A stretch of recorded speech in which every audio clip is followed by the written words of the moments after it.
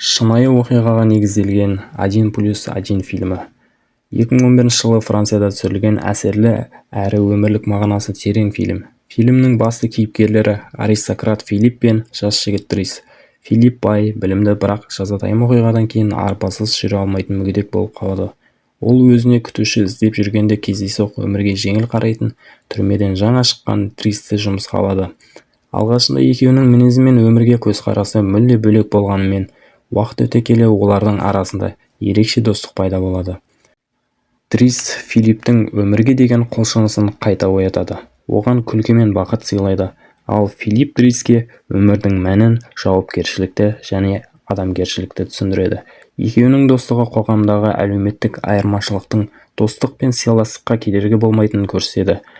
1+1 фильмі достық, сенім және өмірдің шынайы құндылықтары туралы туынды. Бұл фильм адамды мейірімділікке, төзімділікке және өмірге ризашылықпен қарауды үйретеді. Видео ұнаған болса, лайк басып тіркеліп кетейік.